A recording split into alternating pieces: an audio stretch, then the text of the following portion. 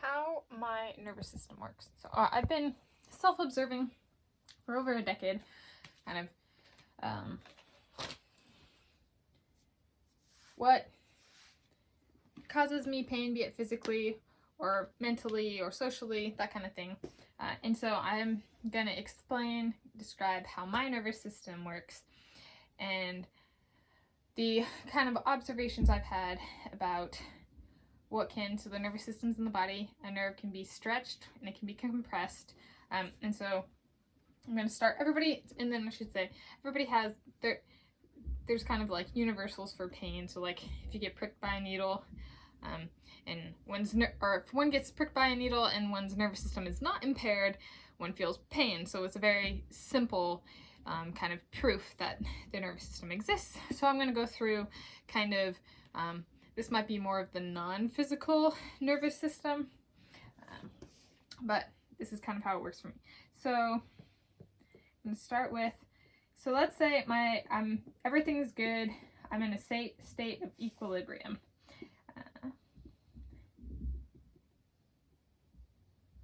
That is going to be this dashed line. Equilibrium. My system's fine. My nervous system's not out of whack. When my nerves, actual physical nerves in the nervous system, get stretched, so it's this line, so you can think of it as when things get stretched, they get expanded, they get extended. So we're going to call this stretched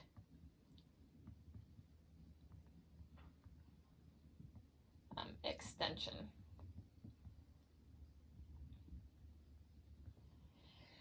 And so a phrase I use to describe this is being stretched too thin. Because this actually, for me in my life, I have gone through cycles of restoring my nervous system. It'll be significantly out of whack and restoring it. And so this is actually a very strong restoring force to when my system gets to opposite direction. When it gets too compressed, I need to decompress my nervous system, and I do that by becoming stretched too thin. So like I might work 3 jobs, stuff like that, to help restore my nervous system. There's a financial aspect to working 3 jobs too, like I need to be able to afford school, but I could have always gone part-time and only worked 1 or 2 jobs kind of thing. And I chose to stretch myself too thin, in part because that's what my nervous system needed, and I wanted to stay a full-time student. So this is a stretched nervous system.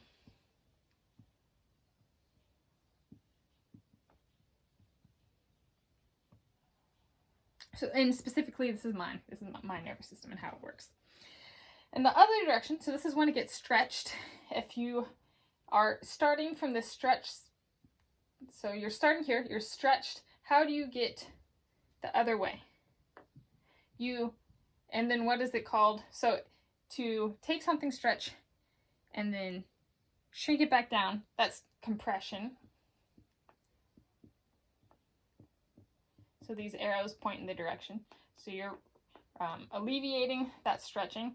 If you go the opposite direction, so if you go from compressed to stretching something out, you could call it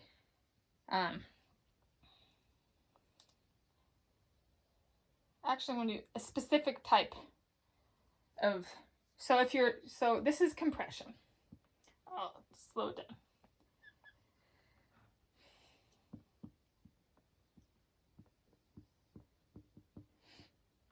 And this can work, we're going to erase this for now, in kind of 2 different ways I've had this work for me personally in my nervous system.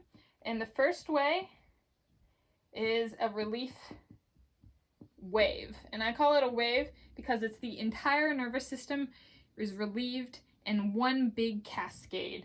And like within an hour to 2, like if I'm stretched too thin and it becomes really bad and I need to offset this, like I'll quit a job and literally I'll have a conversation with my boss and the relief wave is immediate, and it's got like, it takes about an hour and a half to an hour and a half to pass through my system. I've been through this, lived this. And so this is like large in scale. So large, and quick.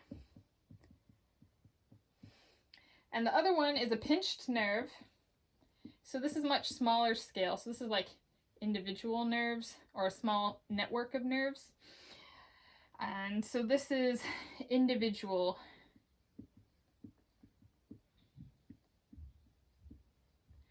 And so this will be like something going right. So I'm really stretched too thin about something, something happens, I get a pinched nerve, and the kind of mental correlation to that pinched nerve, the compression that returns it to equilibrium. So if I'm stretched too thin, get a pinched nerve, it takes a bunch of pinched nerves to return to equilibrium. So this is large and quick, and this is small and fast because the individual pinched nerve is fast on a single kind of pinched nerve scale, but as a whole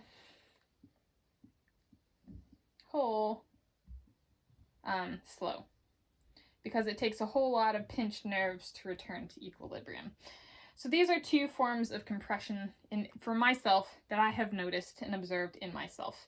And usually the pinched nerve correlates with something that's been stretched too thin, extended too far, all of a sudden something happens, and there's a correlated mental realization of, oh, this isn't going to be a problem, that kind of thing, or this isn't going to cause me harm, and then I return to equilibrium. So if I'm stretched too thin, compression returns me to equilibrium, so I could stop right here.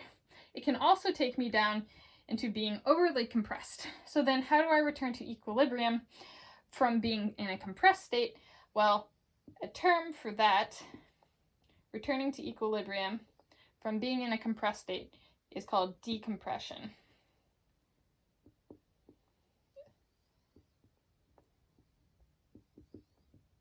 So this line is decompression, specifically when I'm compressed and I return to equilibrium, so it decompresses. It doesn't take me too far just to being stretched, but it does take me to equilibrium. And so this is how my nervous system works. I'm going to walk through it one more time. Yeah, the visual will be somewhat similar to this. So this is the nervous system, my nervous system.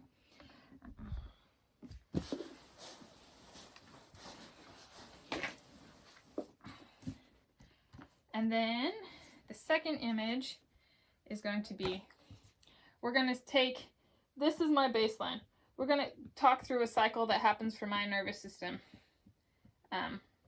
Like if I anticipate something bad's coming my way, or a stressful time is coming ahead, something like that, I could go into a compressed state with my nervous system, or I could go into a stretched state for myself.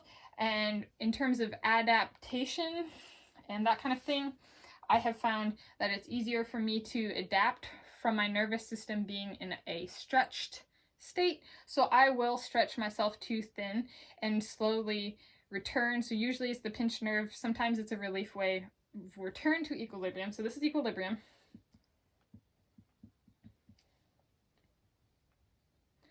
And I'll be stretched too thin. So okay, let's just go. I anticipate very stressful times ahead. So, like let's say paying for college. This is a really good example. I could take a year off, work a bunch, and then not have the stress of working full-time, multiple jobs to pay for school when I'm going through it. I could work part-time, work 1 or 2 jobs, and kind of have balance that way. Or I could work 3 jobs, have a full college course load because I'm going full-time, in addition to any extracurriculars I do, which is a lot. Or can be a lot, especially if it's like there were times in college where I'd work 100 hours a week during the summer to pay for tuition during the school year. So that kind of thing. And sometimes I would work in the summers and have college coursework in the summer.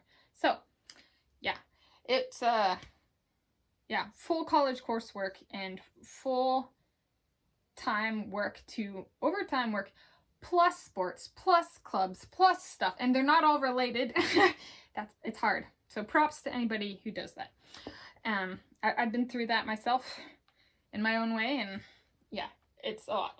So I chose the stretched to thin. This is how I adapt the best It doesn't mean it's the only way I go, but it's the example I'm going to use. So stretched too thin, my nervous system is stretched. So a stretched nervous system.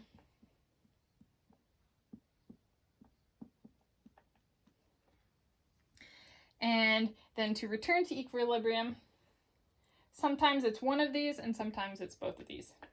I can compress.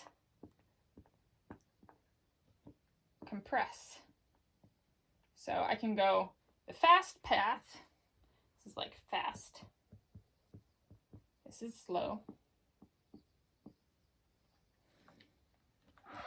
And this is in the form of a relief wave. So you can think of it as like one cascade returns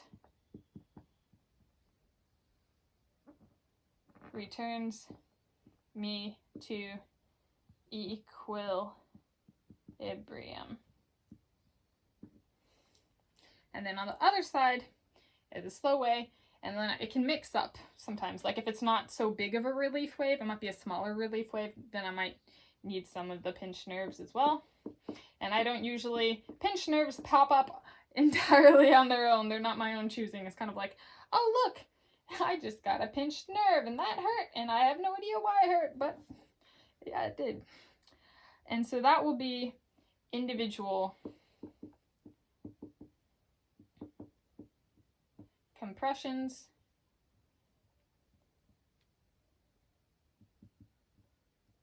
individual compression to normal, many, more than one, many